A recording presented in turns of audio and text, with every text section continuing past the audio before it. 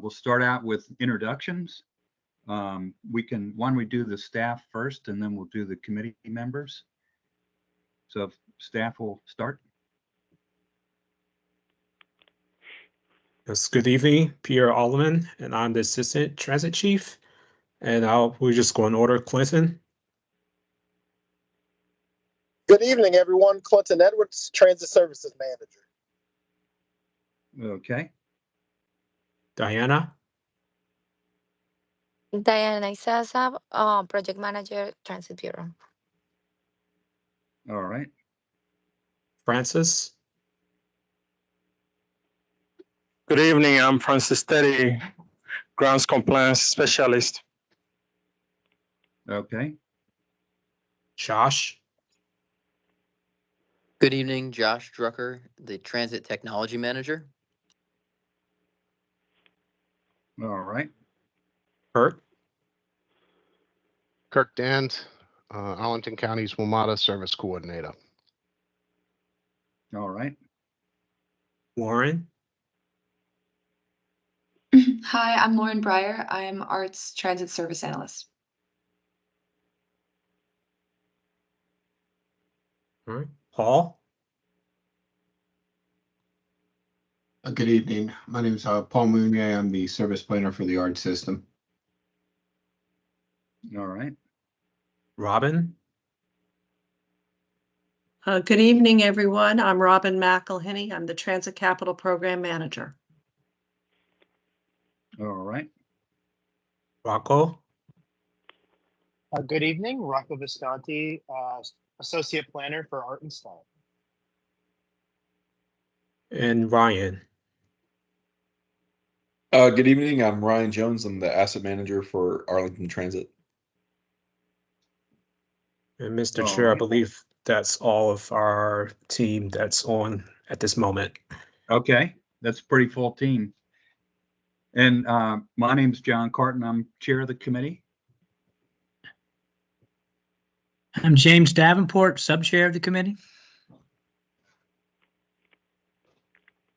I'm Harvey Berlin. I'm a member of the Transit Advisory Committee. Alex Kumana, TAC member.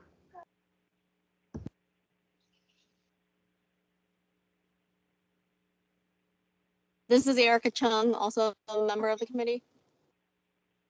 All right.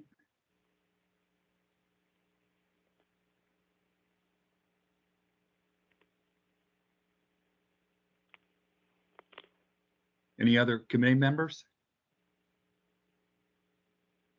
21 people. We have like 4 or 5 members.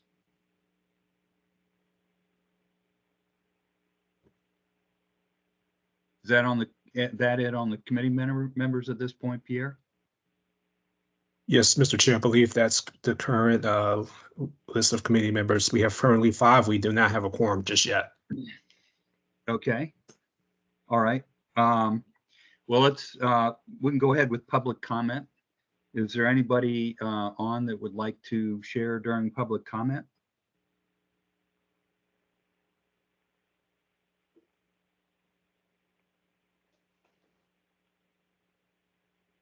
Okay.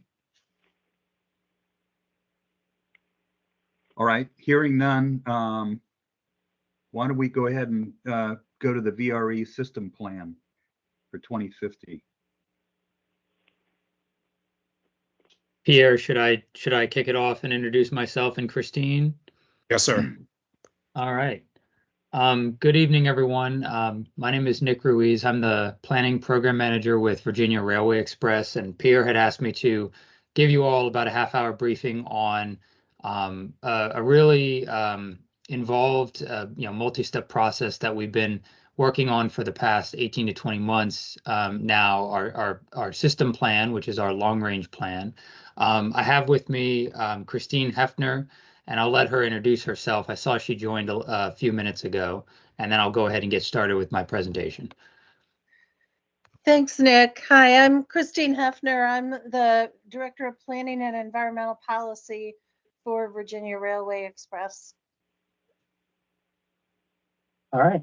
Let me go ahead and share my presentation, and then I just want to have somebody to confirm that they can see the presentation and they can see it in presentation mode. Yes. Can you email me the presentation? I certainly can, or I suppose, Pierre, did I send you this presentation before? I can't remember if I did. I have not, but I will send, if you send it to me, I will send it to all the TAC members tomorrow morning. Excellent. Okay. Well, I'll go ahead and get started. Like I said, I'm going to be presenting today on the results of our System Plan 2050, giving you just a brief overview of why we do system plans, the general process that we took, and then some of our results and next steps. And so largely, every transit agency needs to establish and update its long-range plan every so often. This is a plan that establishes an operations vision. So it's essentially, if you think about a concept of service or a concept of operation, that you can plant your flag 20 to 30 years out in the future and slowly work towards from a capital programming and a service implementation perspective. We last updated our system plan in 2014, and I don't think I need to convince anyone on this call that the world is very different today than it was in 2014. And just a couple of things that we included in our plan and what we analyzed as part of the planning process. Regional growth in population and employment. While our region is projected to grow by 35% by between now and 2050, the Fredericksburg region to our south is projected to grow by 65%. However, most of the regional employment growth is going to continue to be in places where there's fixed guideway transit, where there's a dense, pattern of development, such as the Roslyn-Balsam corridor or core DC.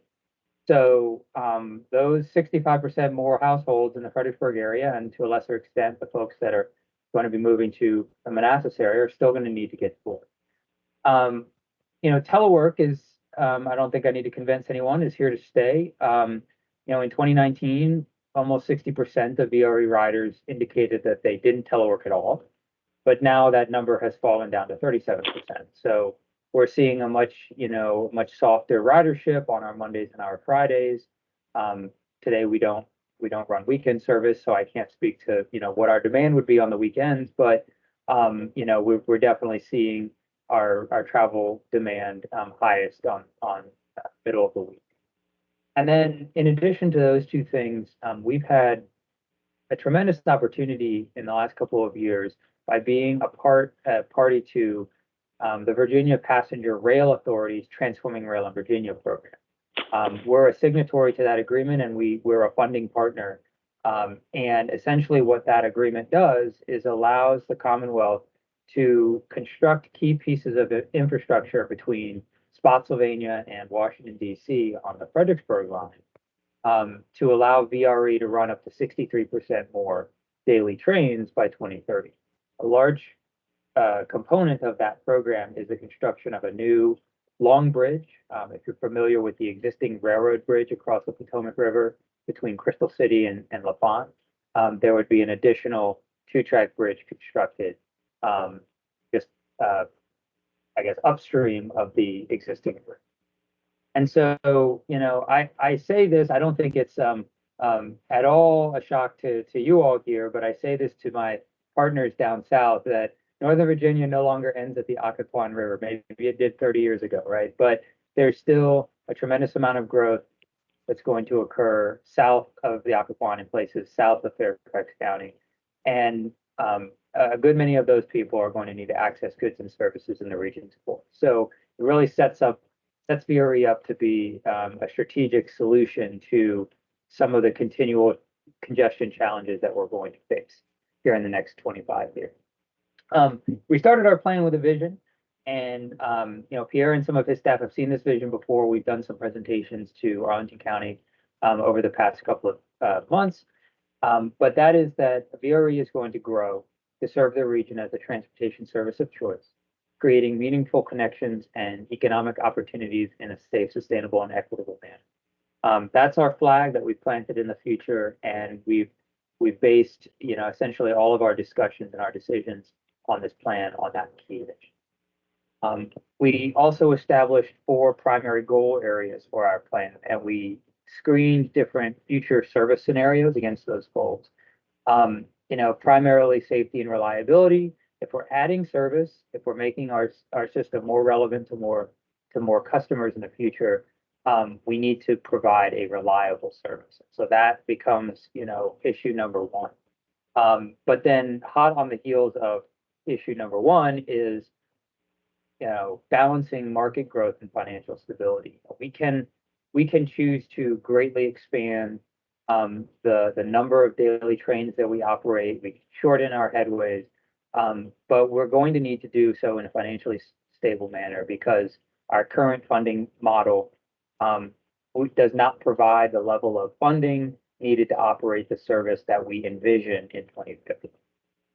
And then, certainly regional system integration, equitable service, and sustainability and resiliency are key goals that we're striving to achieve by 2050. So I mentioned at the top that this was a 3-phase process, and we had touch points with the county in phase 1 and phase 2, and now we're coming to you all again, kind of with the culmination. But our final phase started in November of 23 and has run through about the end of April of this year. We've developed some long-term service scenarios, and we've refined them from 4 scenarios down to a recommended scenario, and I'll talk about that in just a few minutes. And we've also established what we feel our capital and operating needs are going to be for both 2030 and 2050. And we've identified key infrastructure constraints or key projects that VRE is going to need to undertake between now and 2050 to be able to run that service.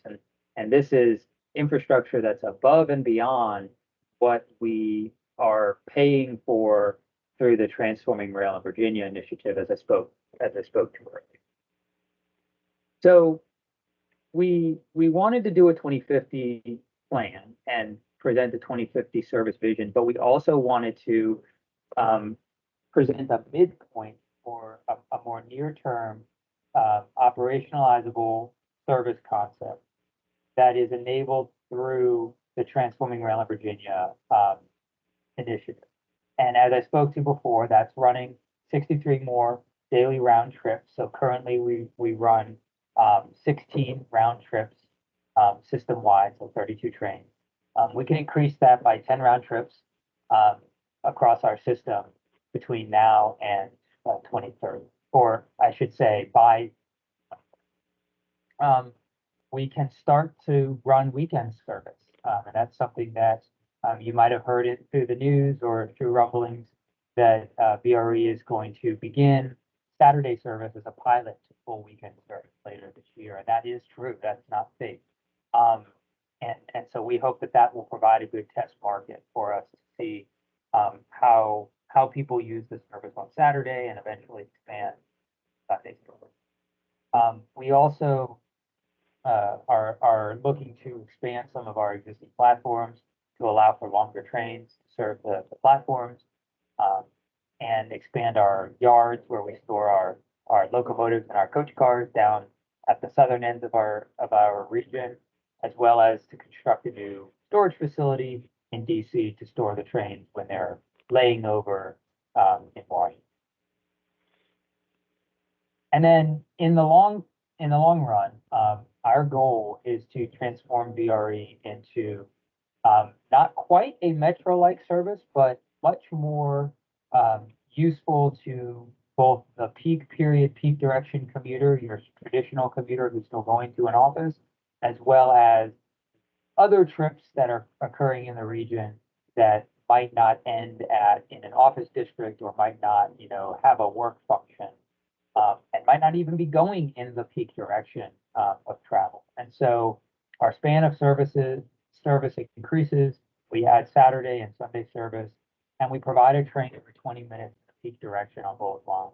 So 3 trains an hour on each line, which equates to, from Crystal City into the region's core, that equates to 6 trains an hour in the peak direction.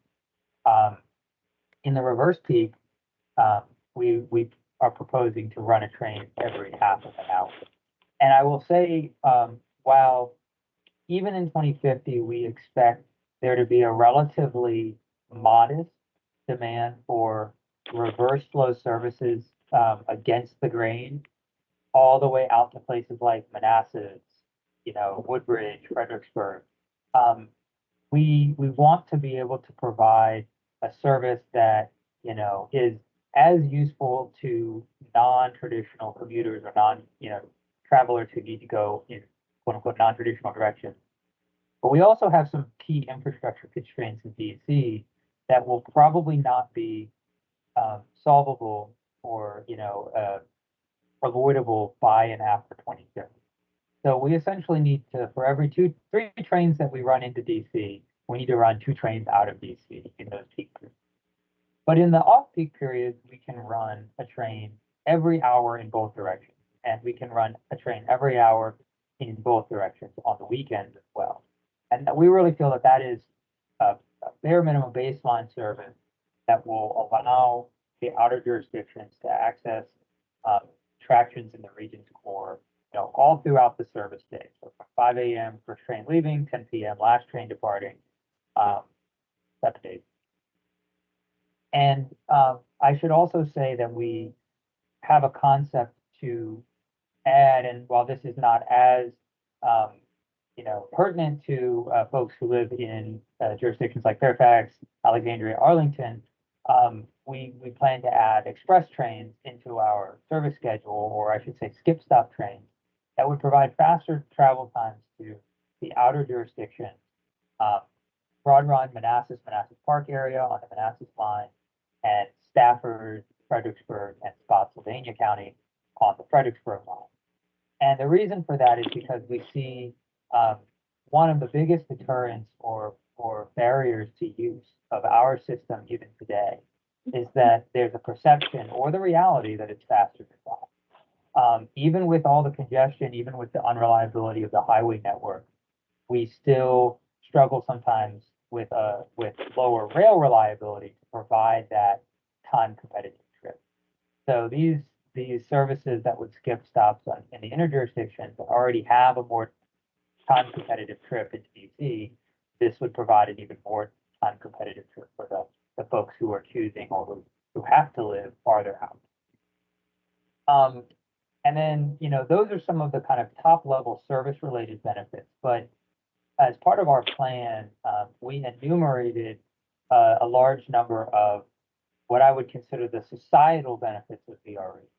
I have a slide after this that goes into some of the details, but generally speaking, commuter rail, your kind of traditional heavy rail that runs on the freight and passenger rail network that is not a metro-like service, has a tremendous amount of benefits as it relates to reduction or mitigation of congestion and avoidance of vehicle miles traveled and greenhouse gas emissions. And that's because the average traveler on a commuter rail system is traveling a very long distance very frequently, 30, 40, 50 miles, right? And so if you look at how much pavement wear, how much, emissions come out of those types of automobile trips, and you say an 8-car VRE train can carry over 1,000 people in one go, and then you multiply that by 3 VRE trains an hour in the peak on each line, you could be carrying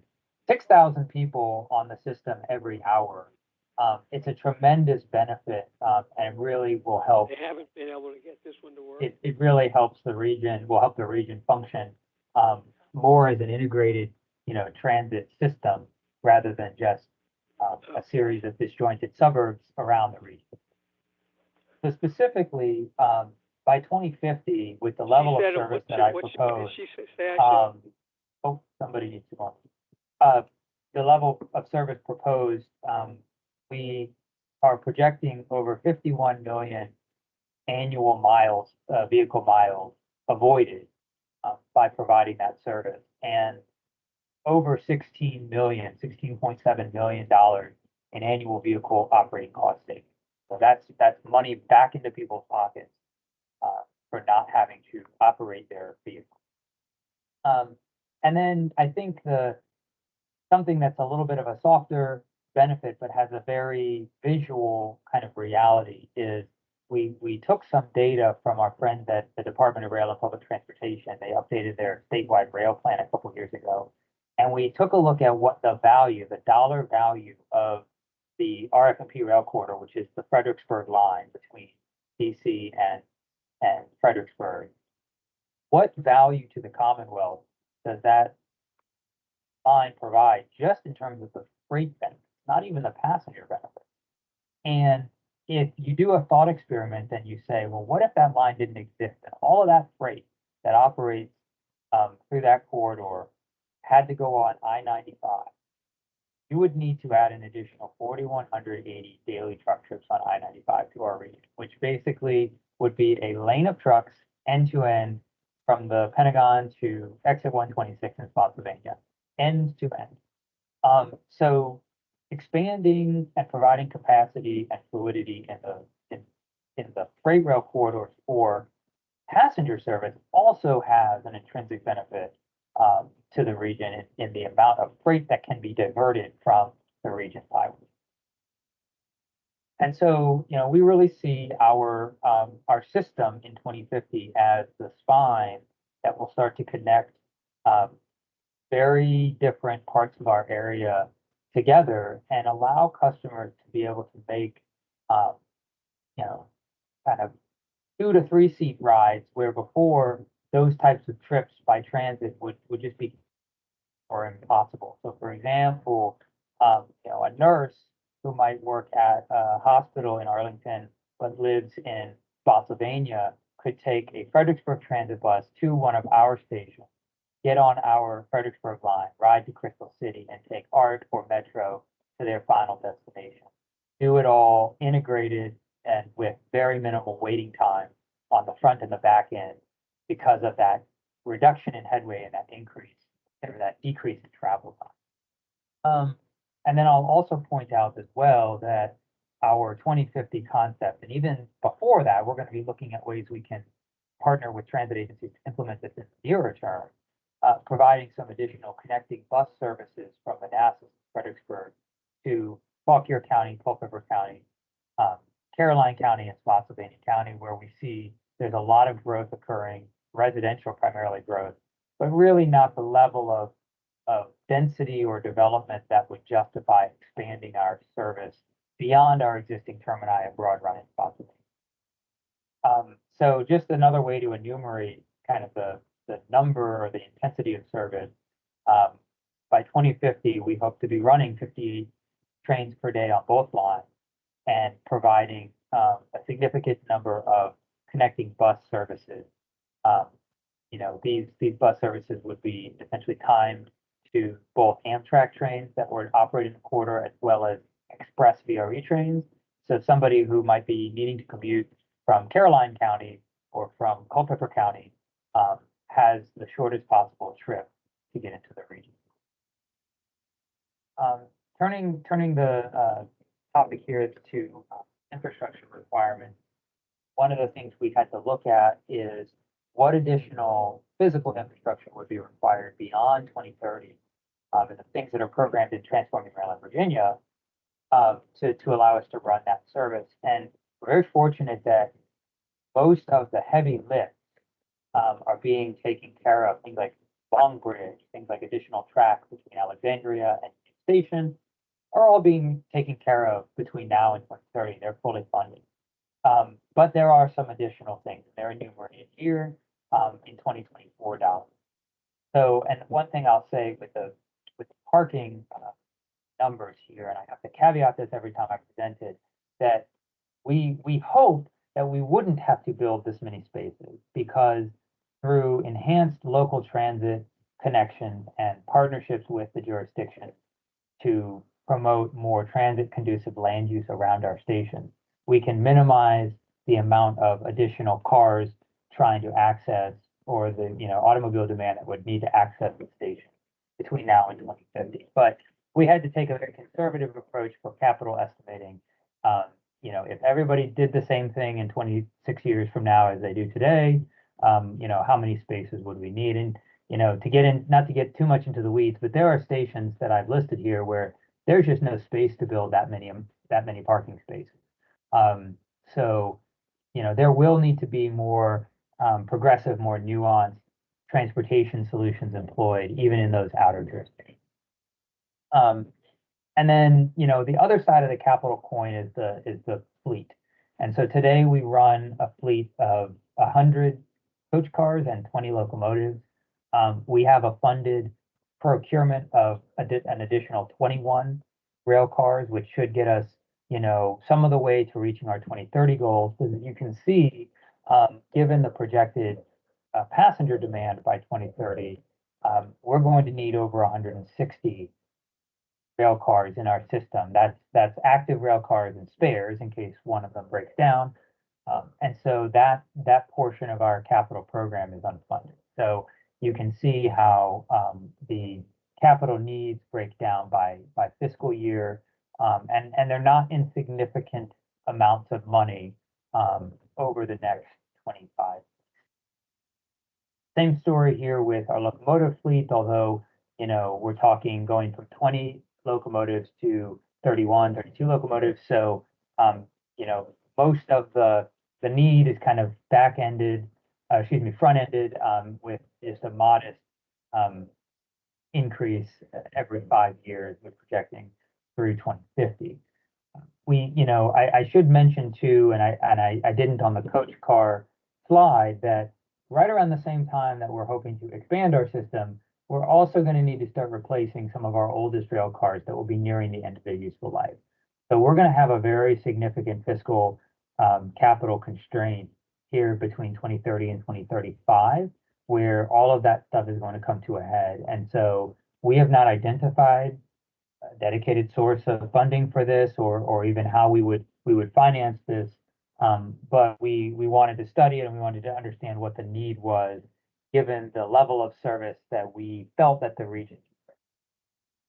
And then, finally moving over to the operating cost side, this is just a high level overview of what we project by 2050 to be our operating needs, so our expenses, and our projected operating revenues. So that's things like fares, that's things like state mass transit fund revenues, and track access fee reimbursements that we get from the Passenger Rail Authority.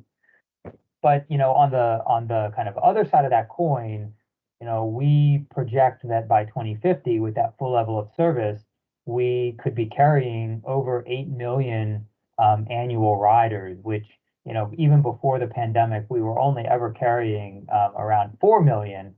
So that's a doubling of ridership from 2019. And you can kind of see that broken down a little bit here. Today we're carrying approximately 77 to 8,000 average daily riders. And with the service improvements, the inducement in demand because of the better service, as well as the growth in the region that we project, has us predicting over 200%, 262% more daily riders on the weekdays by 2050. And you can see how things break down by our two lines. So that's my final slide. I'll leave it here by saying that we're going to continue in the next month or two to have outreach with our member jurisdictions. Those are the jurisdictions that are part of our VRE Operations Board and part of the NBTC PRGC Commission. That should continue for the next 1 to 2 months. And then we plan to go back to our VRE Operations Board in June at their June 21st meeting to ask them to recommend adoption of the plan. And then in the following month, we will return to our parent commission, NBTC and PRTC, for their full adoption of the plan. And then the fund doesn't stop there, because there will likely be many areas of future study that we'll need to take more detailed look into.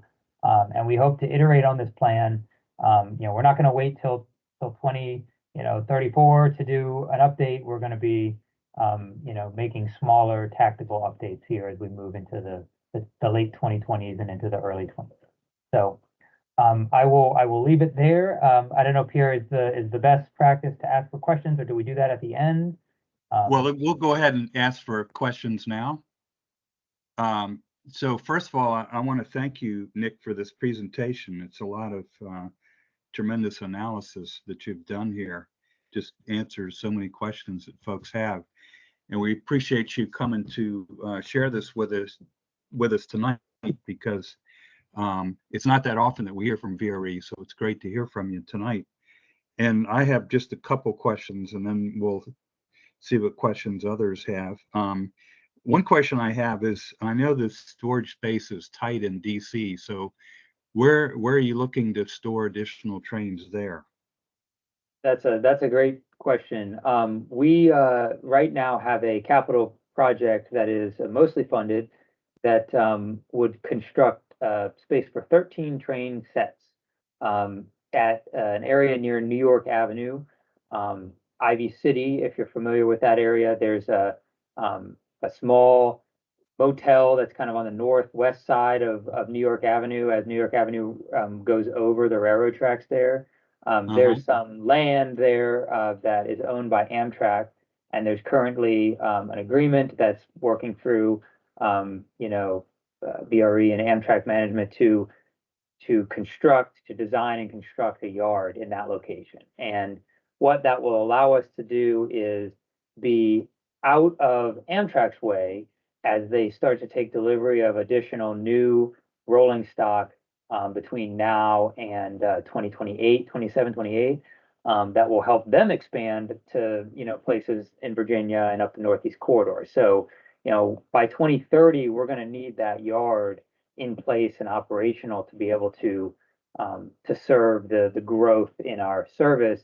And that's about what we are going to need between 2030 and 2050. We can actually, through a higher intensity of service and turning trains back, not storing as many trains in DC, we can hold that requirement to that 13 train storage space, we feel, between 2030 and 2050. It's just that the tightness is going to be between now and 2030, when we're going to be jostling for position with some of the new train sets that Amtrak is going to be taking delivery. Right. So hopefully that answers your question.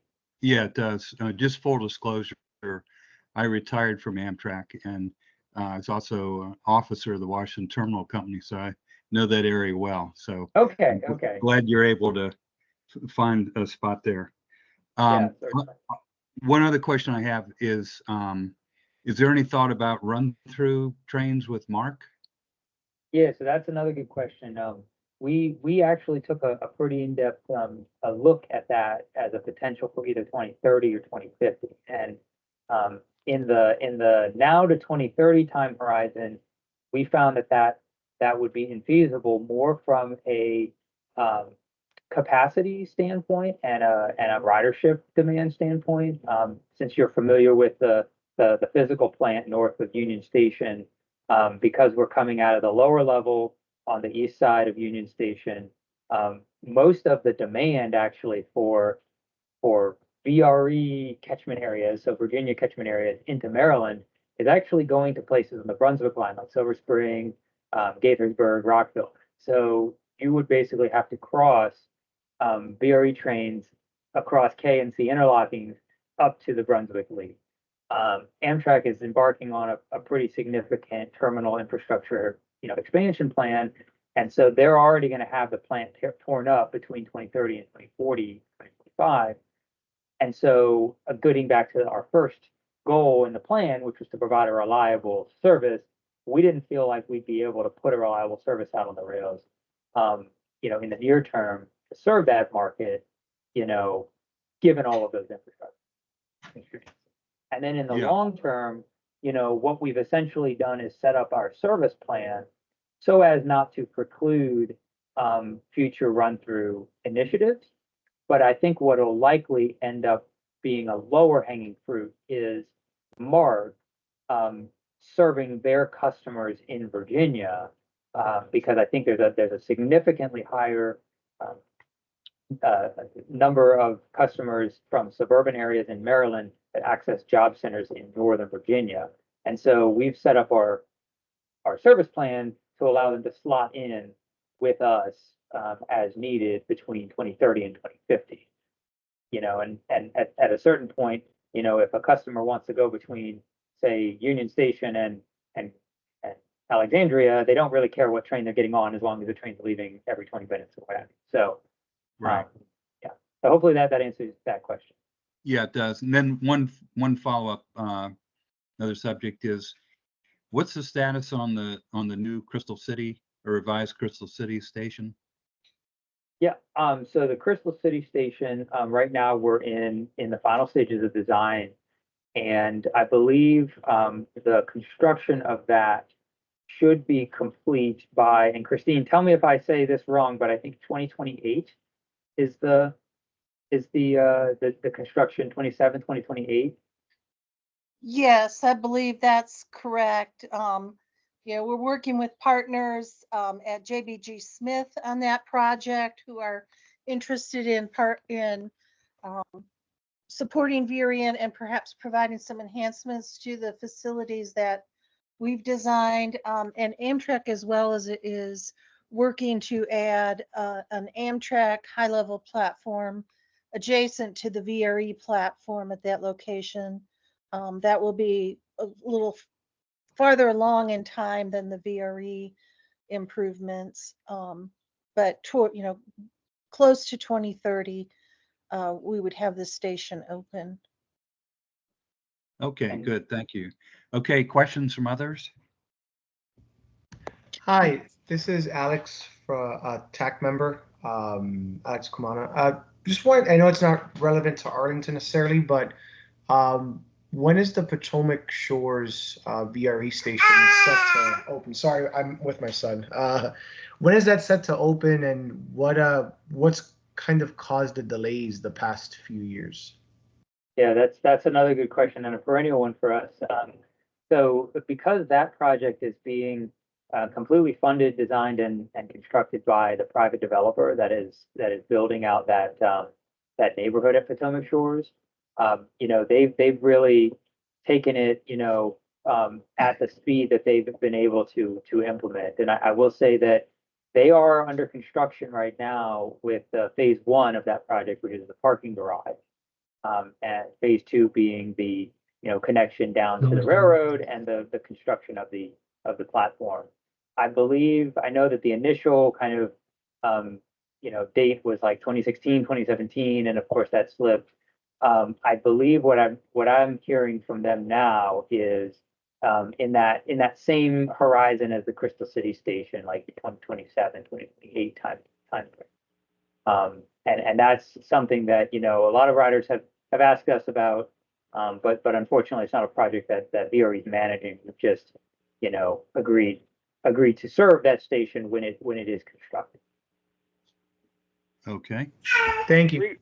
Regarding the new bridge over the Potomac River that you mentioned, what's the rough estimated timing and rough estimated cost and potential funding sources for such a new bridge? Yeah, so that bridge is being designed and constructed by the Virginia Passenger Rail Authority through some of their consultant partners. The timeline is 2030 for construction completion, and the estimated cost, as I understand it now, is a little north of $2 billion, I think. Christine, correct me if I'm wrong. You're closer to this probably than I am, but it was 2.1, I think, last time I saw the estimate. That bridge is fully funded actually as of last year. There's a large number of sources that are going into it, but they received a fairly large federal USDOT grant, and I believe also a congressionally designated funding. Correct me if I'm wrong on that. In addition to some state sources from the Commonwealth Rail Fund or the Commonwealth Transportation Fund, the CTF. Yeah, and I'll just chime in that funds include funds like a grant from the Urban Mass Transportation Administration, for example? I believe the federal funds are coming from USDOT through some of their discretionary grants. application or grant funding programs. I don't know if FTA specifically has any dollars in that pot. Thank you. VRE is also a funding partner. We've contributed for a portion for the next 25 years of our commuter rail operating and capital funding that we receive from the state, which has been used to secure bonds totaling about $100 million that will go towards the Long Bridge and related improvements. And then our CROC funding will cover debt service for those bonds. Okay, good. Any final question before we move on here? Yes, I'd like to ask a question. This is James Davenport, the Vice Chair. Okay. Nick, I know you mentioned, I think it was said 2030 to 2035, replacing cars. And I was just curious about what are you going to do with the old cars? So yeah, that's something that we would have to figure into a future fleet management plan update, and future kind of organizational, decisions above the system plan level. One of the things that we've completed here in the last year is our life cycle overhaul facility down at the Crossridge Yard. And so that's going to allow us to expand or extend the life of our locomotives and our rolling stock, and swap out key components of those cars, or that rolling stock that we would have otherwise either had to sell off if they went out of their useful life, or we would have had to ship out and fix those things out of with third parties, basically out of doors. So that's going to contribute hopefully to an efficiency, but to say kind of how they would be disposed of, I couldn't say.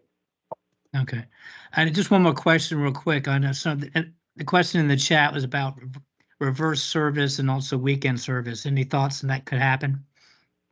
Yeah, so the weekend service, we're going to be starting a pilot for Saturday only service, 3 trains in each direction per line. So, for the purposes of Arlington County, 6 trains, in each direction a day, to start. And then, hopefully by 2030, we would be running the full 26 daily trains, which is 13 round trips basically on the weekend, both Saturday and Sunday. Okay, great. Thank you. All right, Nick and Christine, we thank you both for this presentation. It's excellent, very comprehensive, and hope you'll come back and see us again soon. Yes, thank you. And I will send Pierre the presentation here before we end the meeting. Great. Thank you very much. Okay, Pierre, do we have a quorum at this point? Mr. Chair, we now have a quorum. Okay, well, let's go back and consider the minutes from the March 12th meeting. Is there a motion to approve those? So moved. Is there a second?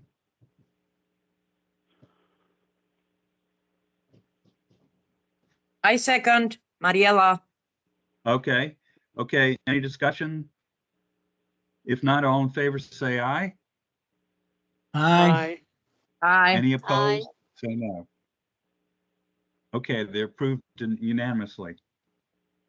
Okay, our next item here is overview of WMATA's and MWCOG's DMV Moves initiative.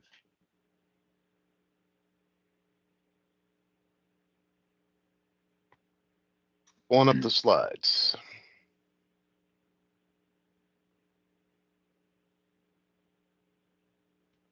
Can someone confirm that they can see the slides? Yes. All right, good evening. I'm Kirk Dand. I'm the Arlington County WMATA Services Coordinator. The meeting materials from the joint WMATA COG meeting and a presentation to the MBTC Commission were provided to the members of the TAC this morning. The following is a summary of what was discussed at that meeting.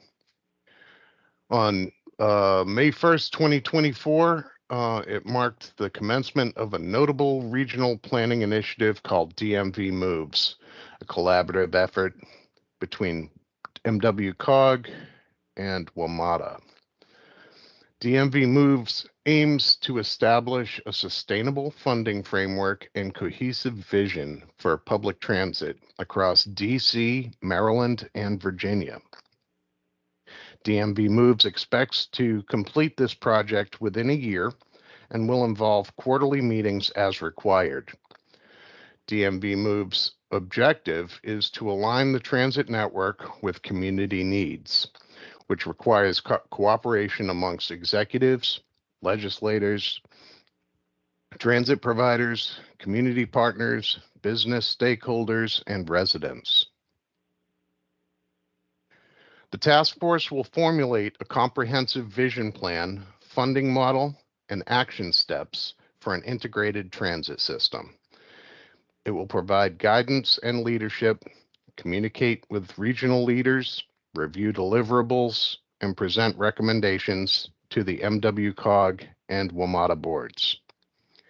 Advisory groups representing local government and community partners will offer input and feedback, ensuring the planning process is inclusive and reflects the region's diverse interests and perspectives.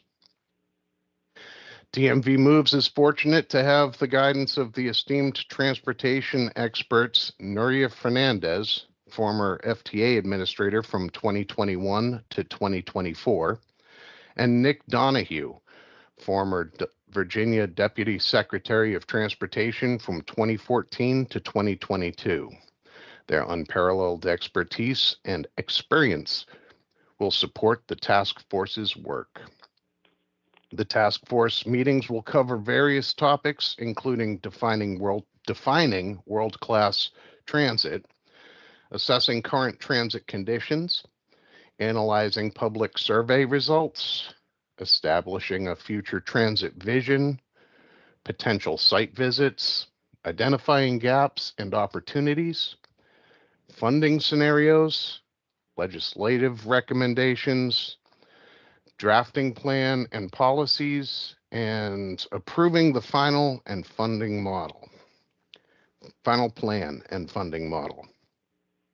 The DMV Moves initiative represents a confident and determined effort to shape the region's transit network's future by fostering collaboration between MWCOG and WMATA. The primary objective is to provide residents and businesses with dependable, accessible, and environmentally sustainable transportation options. The next public meeting will be June 10th, and the rumor has it that it will be at the Arlington Government Center. The time and exact location have yet to be determined. One other thing of note, the Better Bus Network Discovery Hub slant public hearings are kicking off. The first one on the left there is Wednesday, June 12th from 3 to 7. They will be at Arlington Mill Community Center.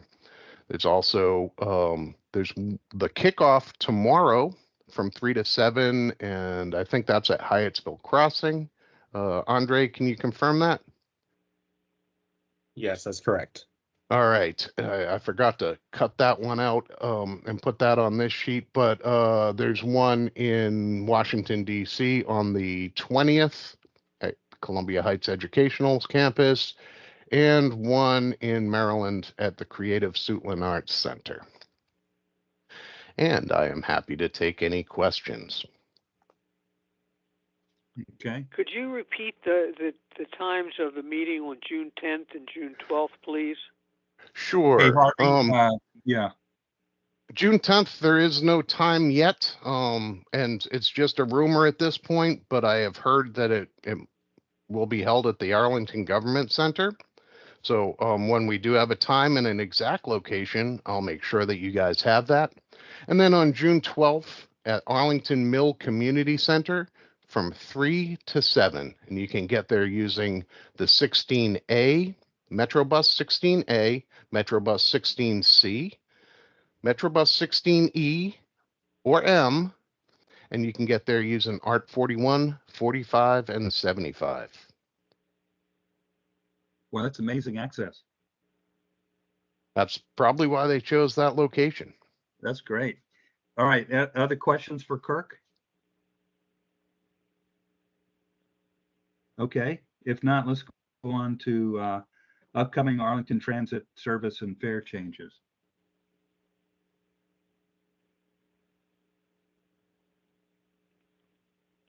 Hello, everybody. I will be sharing my screen here shortly, but I think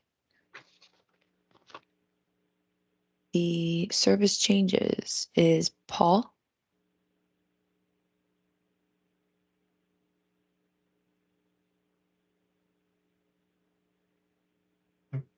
Yeah, good evening. Let me switch to this. I got them in the wrong order. Preview. Let me scroll down.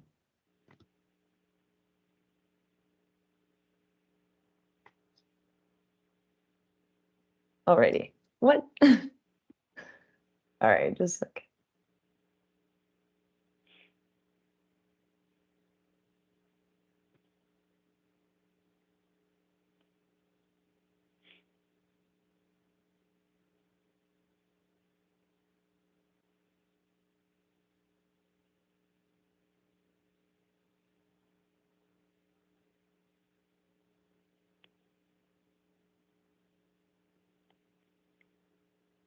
I can just share it like this, right?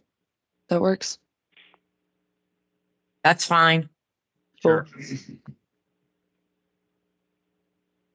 Okay, so to talk a little bit about the FY 2025 service changes, just well, let's go to the next slide.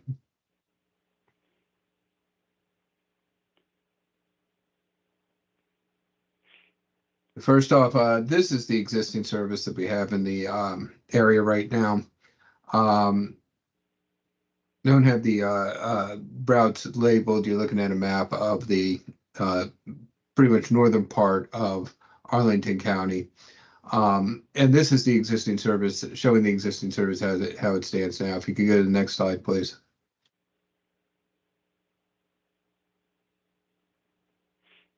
On the next slide is a map of the same area, and removed has been the 62, the 61, and the 53, or portions of the 61 and 53, and the entire alignment of 62, except where it overlaps a little bit on the 53 and 61. Essentially, there's two long lines going up to the north. The green one being the 53 in the middle with the loop at the top. The other blue line going up to the north is the 72 with a smaller loop at the top. And a significant amount of service is taken out of the middle part of the North County. Next slide, please. And there was some question on how this route would operate. So the next slide has a table to the left that shows the eastbound and westbound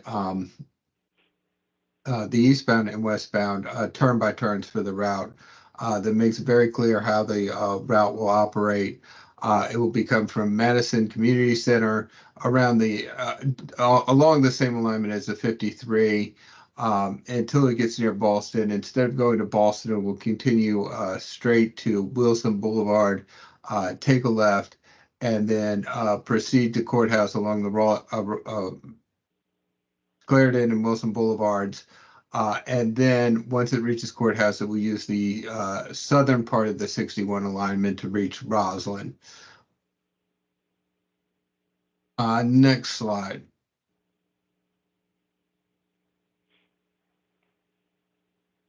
And on this slide, again, it's another map of the service area, but it clearly delineates the areas where service is going to be removed.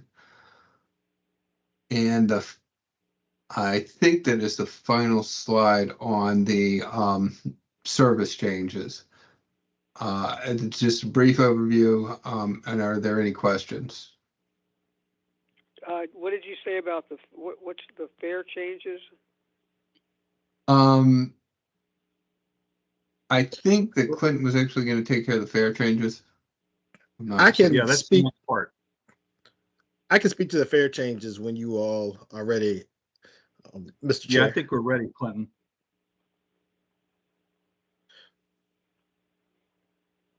Good evening, everyone. Once again, Clinton Edwards, Transit Services Manager.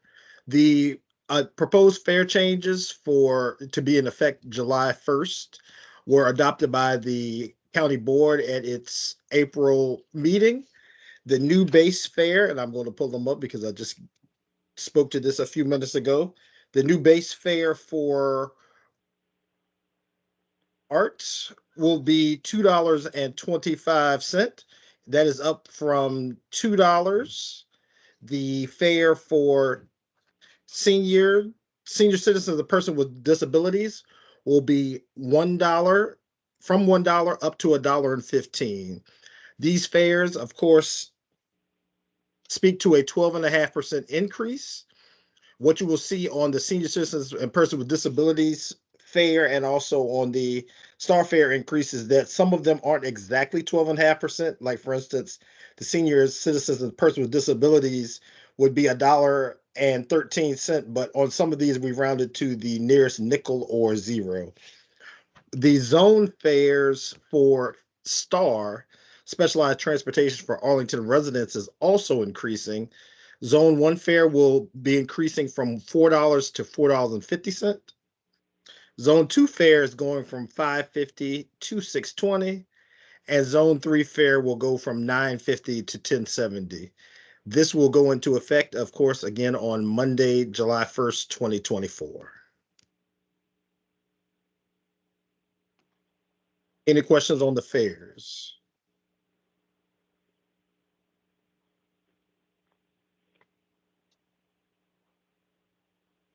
Okay. Hearing none, I guess we can move on to the art and star performance metrics.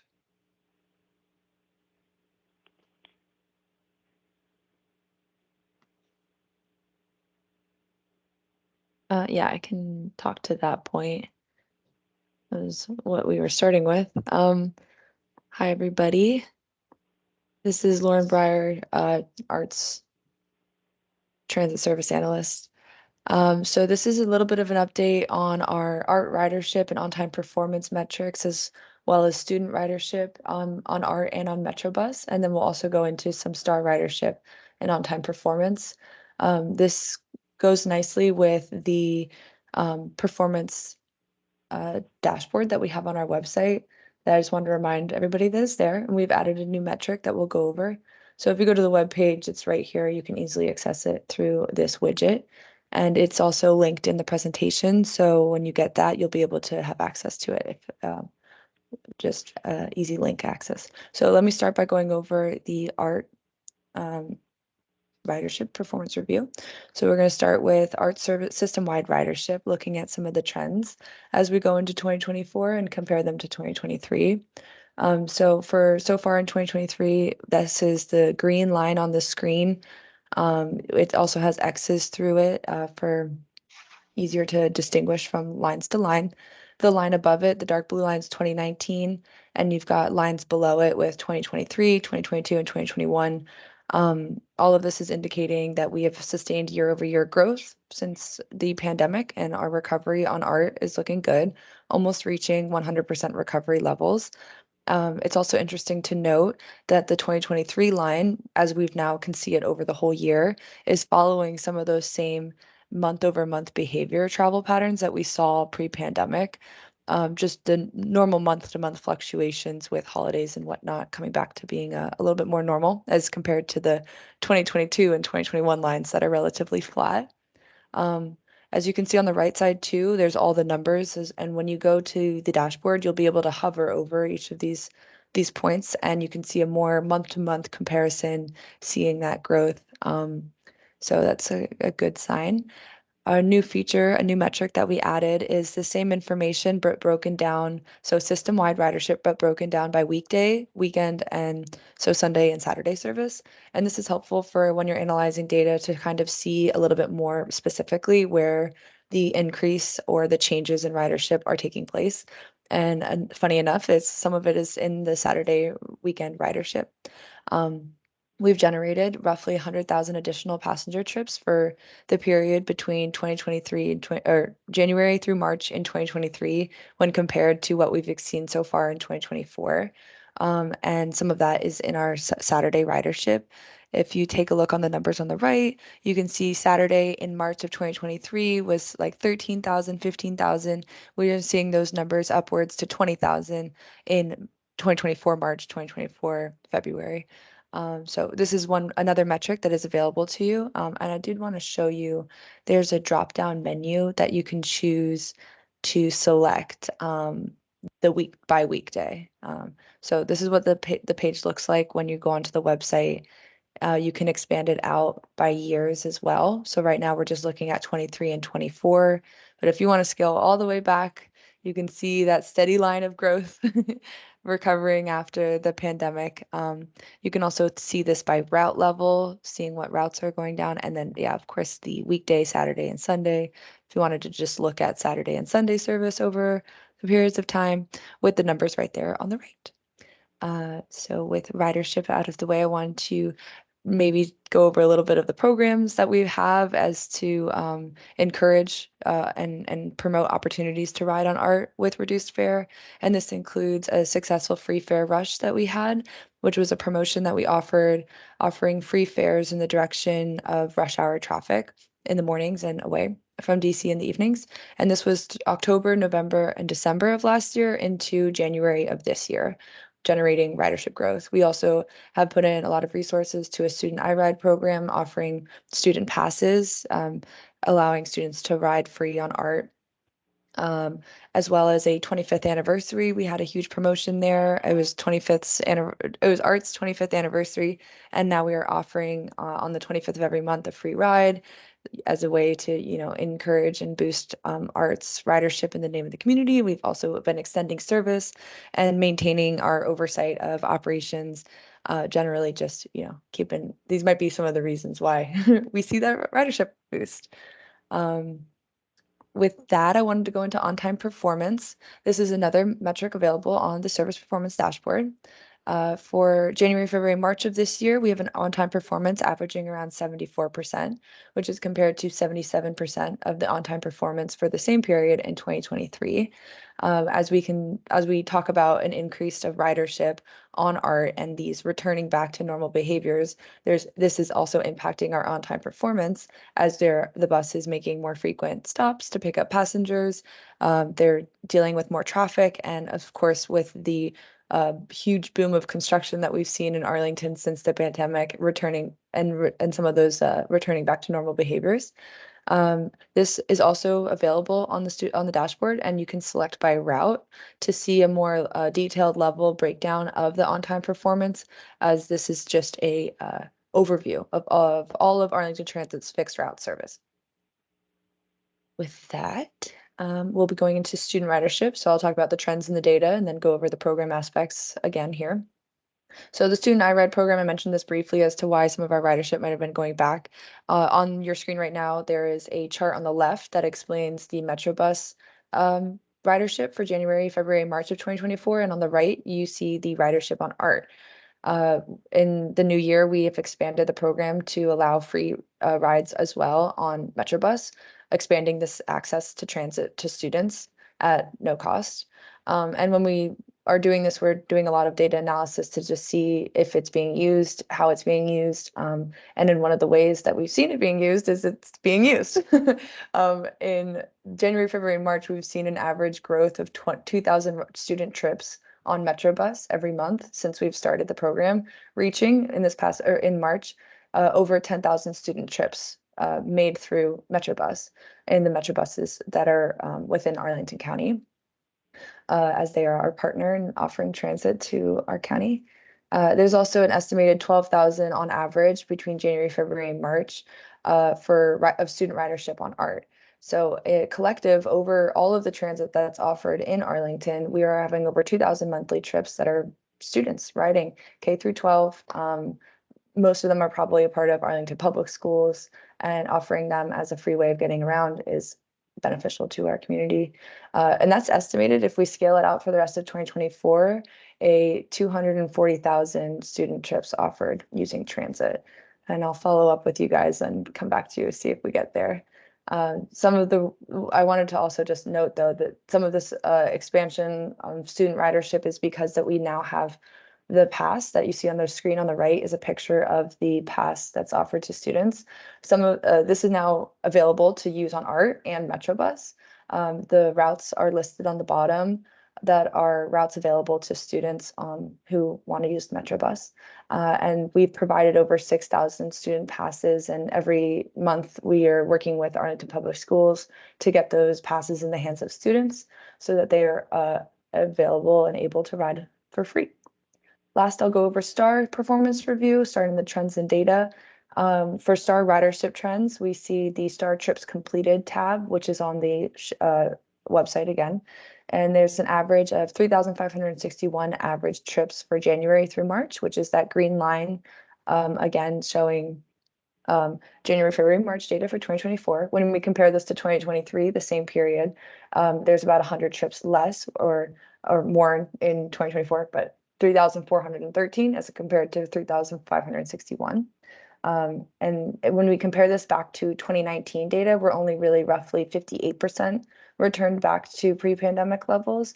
As you can see on the right, there's an arrow that points from 2019 to 2023, where in 2019 we had 73,000 number of trips completed, and in 2023 we are seeing only 43,000, a little less, but generally those are the numbers that we're looking at when we see the data over time, and that's one of the really useful ways that this transit performance dashboard is that you can see those trends over time.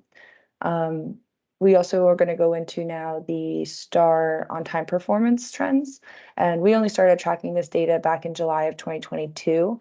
But as you can see in the graph, the line a little bit upwards, and as we go into 2024 for January, February, and March, the on-time performance average for STAR is 92%, and that is compared to 90% of on-time performance in 2023 for the same period.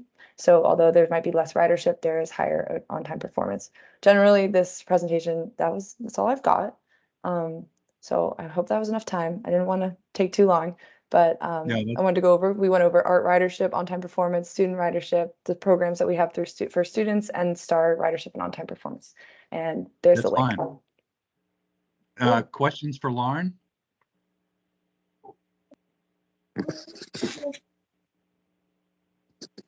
Okay, Lauren, I got a question for you. Are you getting any feedback from the schools about the ART buses taking some pressure off of their school buses?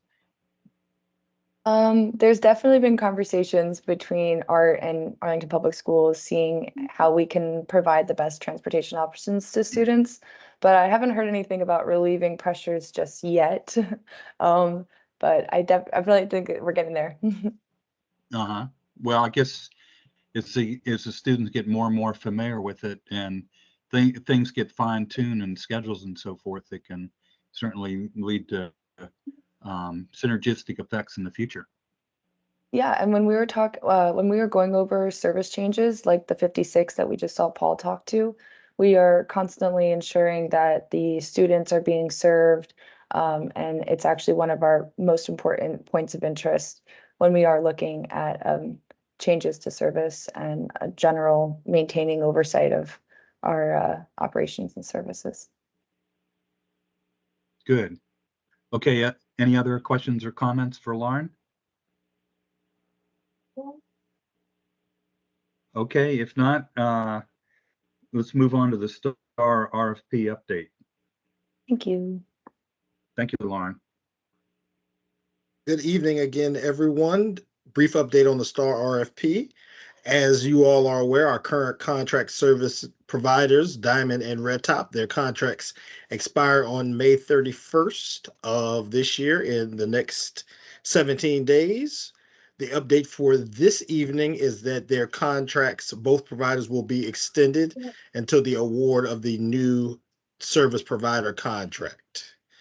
That's what we have for now. By the time we get to our next TAC meeting, I believe our tour is scheduled for July.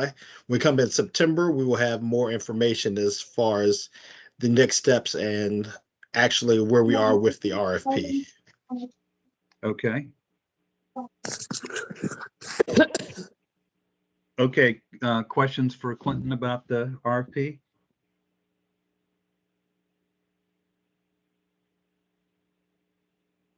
All right. Thanks, Clinton. Okay, now we're ready for the report from the Accessibility Subcommittee.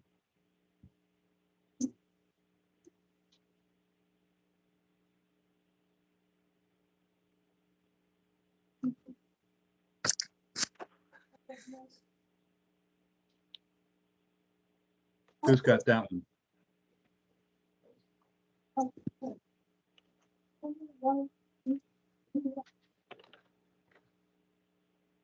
I believe I saw Roseanne Ash. Oh, there she is. Okay. I am here. I didn't realize I was supposed to report. So, all right. I'll just be very, very brief then. So we had an organizational meeting tonight. There are only 2 members of the Accessibility Subcommittee, Kent Keyser and myself. I was elected chair tonight. We are wanting to expand the committee. We have the authorization to have 7 members, and we're going to be working with county folks to, spread the word about the subcommittee. I have applied to be a part of the TAC, and I just did that this afternoon. And basically, gosh, I don't know that I have a whole lot to report at this point. You heard from Clinton. He shared some of the same information with us today. We want to work hard to make our subcommittee's involvement very transparent to people with disabilities who live in the county.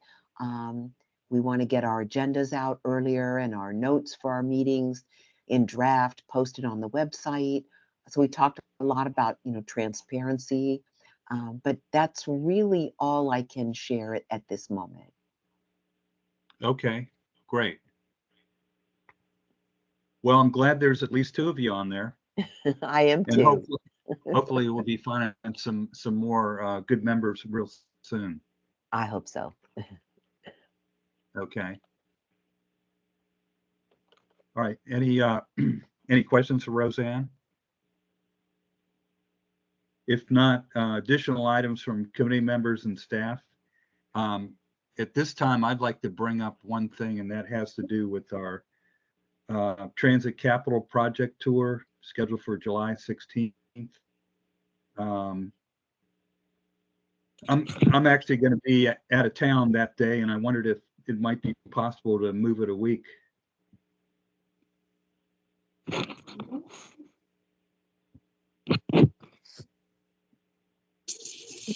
Why don't we ask how many people will be in town? Because I'm also not in town. Well, what we could do is maybe, Pierre, maybe you could send out a quick survey to the members and see if the next week would work any better than the currently scheduled day of July 16th. Would that work, Pierre? Yeah, I could send out a survey. Actually, we'll put maybe 3 dates on there, but I believe there's a staff conflict for the week after. Okay, well, it could be another day of the week if there's something that works. Okay. But I'll send that survey out tomorrow morning. Okay, that'd be great. Okay, any other items from committee members or staff?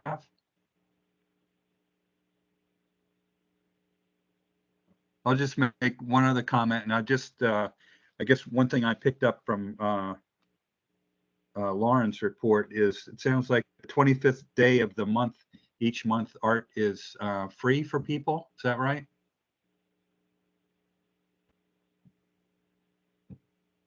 It is free for passengers that are Free. on the anniversary bus.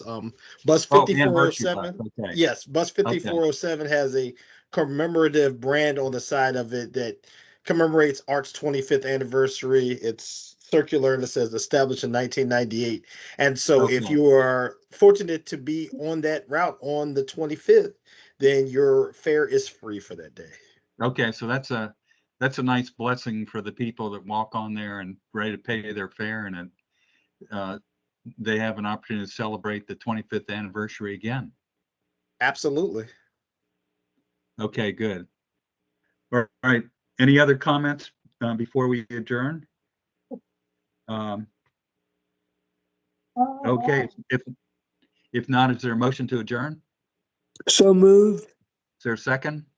I second. All in favor, say aye. Aye. Aye. Okay, it sounds like we're adjourned. So thank you all for attending tonight. A lot of interesting presentations. Good night. Good night, everybody. Thank Good you. night. Thank you. Good night. Thank you.